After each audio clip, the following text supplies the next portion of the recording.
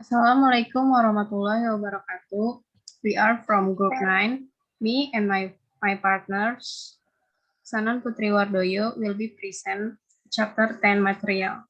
The first slide will be presented by me.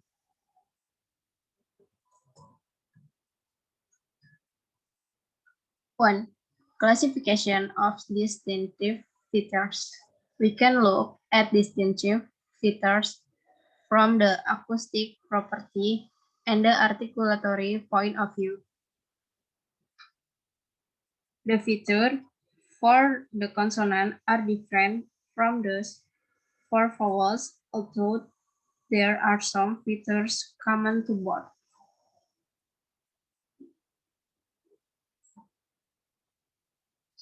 Distinctive features for consonant.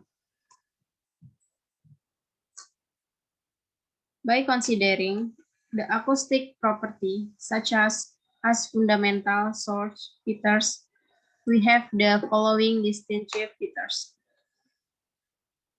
Plus vocalic, minus vocalic, plus consonantal, minus consonantal. The above representation means that a sound can be vocalic or non-vocalic. A sound can also be consonantal or non-consonantal. A particular sound, such as I, U, and O, are plus vocalic, whereas P, T, and M are plus consonantal.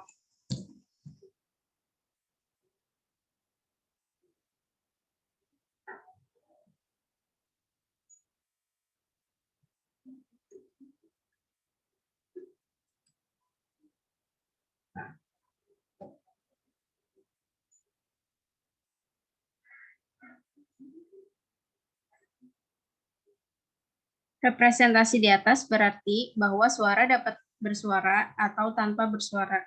Suara juga dapat berupa konsonantal atau non-konsonantal. Distinctive features are universal in nature in that all languages have them.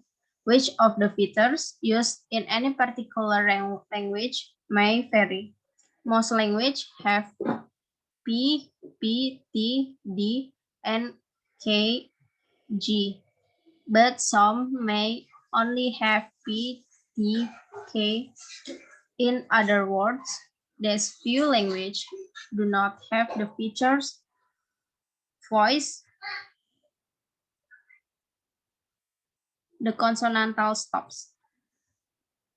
Fitur-fitur khas bersifat universal dalam segala hal bahasa memilikinya. Fitur mana saja yang digunakan dalam bahasa apapun yang mungkin beragam. Kebanyakan bahasa memiliki P, B, TD, dan KG, tetapi beberapa mungkin hanya memiliki PTK. Dengan kata lain, beberapa bahasa ini tidak memiliki fitur plus suara untuk konsonantal berhenti. There are other features which are acoustically or articulatory based, such as the following: A. Sonoran, B. Coronal, C. Anterior, D. Labial, E. Syllabic, F. Continuant. Chart 1. Distinctive feature matrix for the English consonant. By looking at the chart above, we can see that P is represented as oral, nasal, consonantal, vocalic, voice, continuant, strident, anterior, labial, coronal, high, low, and back.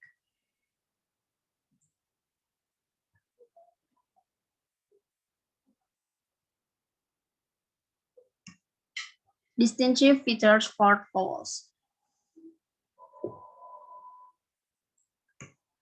The distinctive features for vowels around the state of the tone.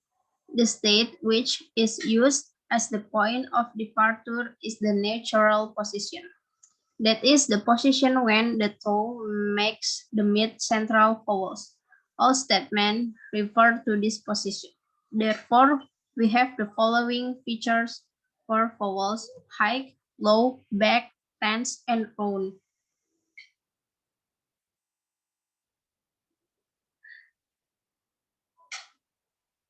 Karena toral hidung dapat juga memaksudkan hidung minus jatuh. Ciri-ciri plus konsonantal dan minus bersuara harus teruslah digunakan karena tidak semua bunyi konsonantal ganti. Mininya untuk fitur tinggi, rendah, dan belakang adalah diperlukan untuk memisahkan suara dari katakanlah K yang paha, belakang, dan rendah. 2. Distinctive features for words. Now that we have discussed the distinctive features for consonant and vowels, we can see that a word is indeed composed four bundles of distinctive features. Witness the example for the word king below, where the significant features are given. K plus oral plus cons minus vocalic minus interior minus labial minus continuant plus back plus high minus voice. E plus oval plus vocalic minus cons high back tense. Nasal cons high interior back and continuant.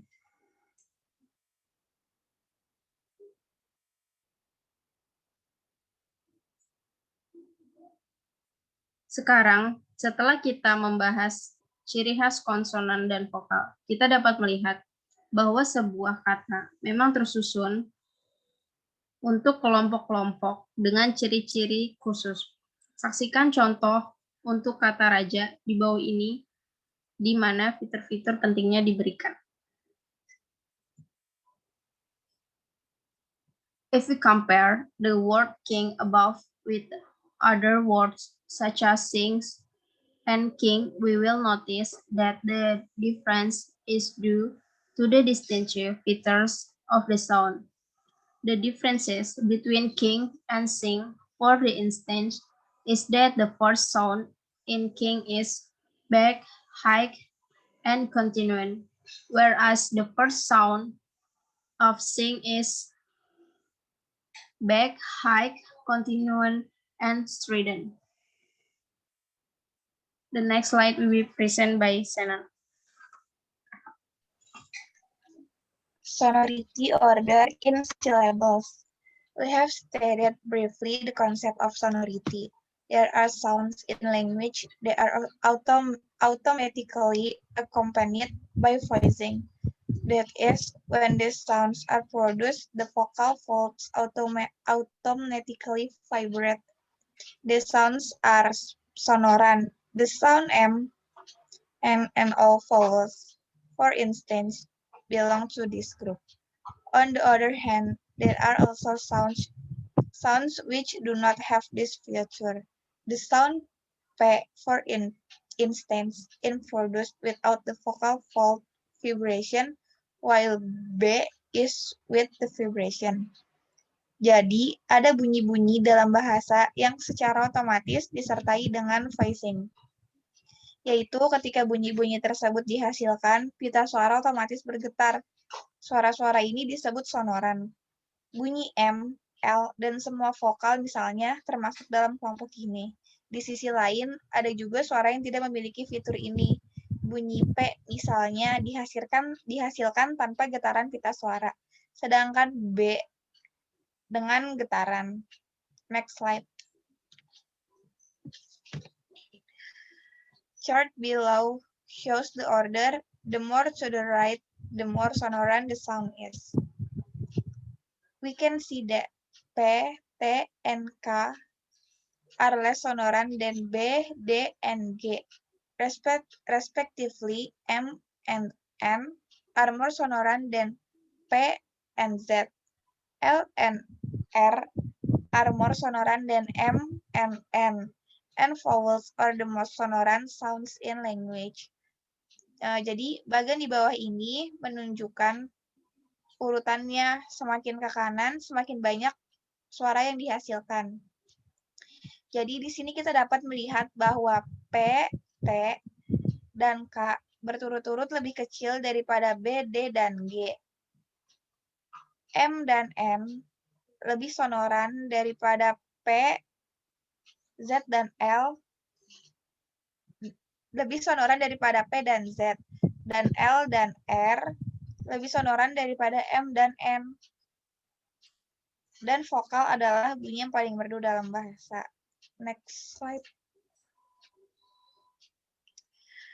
The order of sonority plays a significant role in determining the form of syllable.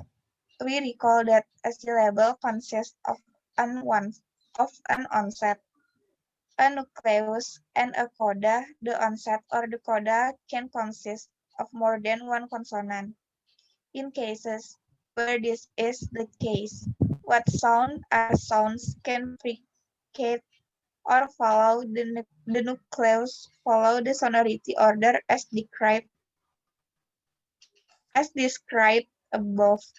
Let's look at the examples below. Plan dibaca plan. Di sini CRY dibaca cry. Next slide.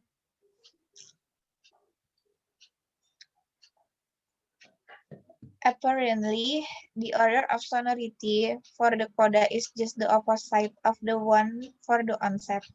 In the onset, it starts with a less sonorant and moves upward toward a more sonorant sound, while in the coda, it starts with a more sonorant and ends with a less sonorant sound. We can see that in the onset, P goes up to more sonorant L. Meanwhile, the coda N goes down to less sonorant Z. This rule is universal. All language structure their syllables this way. Next slide.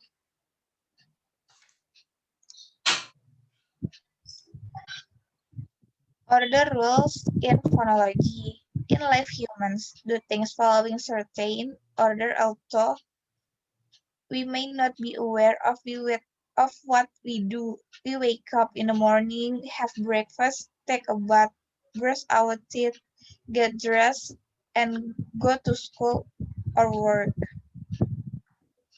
We do not get up, go to school, come back home to take a bath and get dressed, brush our teeth, and then have breakfast. The same is true when we deal with phonology. Humans produce sounds by following a certain order to come up with the right forms.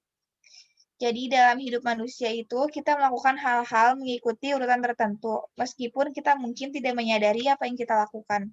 Seperti kita bangun di pagi hari, sarapan, mandi, sikat gigi, berpakaian, dan pergi ke sekolah atau bekerja.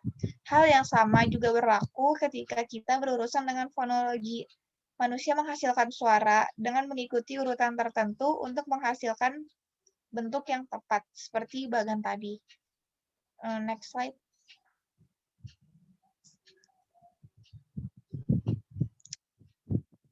In terms of generative phonology, we can set up a rule for the above phenomenon. We must first determine which of the three forms will be used as the best, or often called the underlying form. The criterion used is that we choose an underlying form that will take the description simpler and more economical. In this case, we choose Z. We can then have the following phonological rule. Insert E before sibilants. Use Z when the words end in plus voice. Use S when the word ends in minus voice.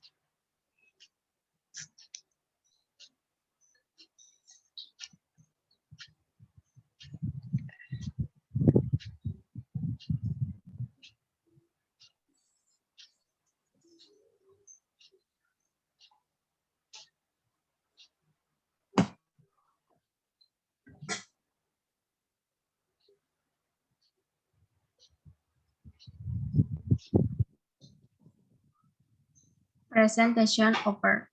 If there is a mistake, we apologize. Thank you.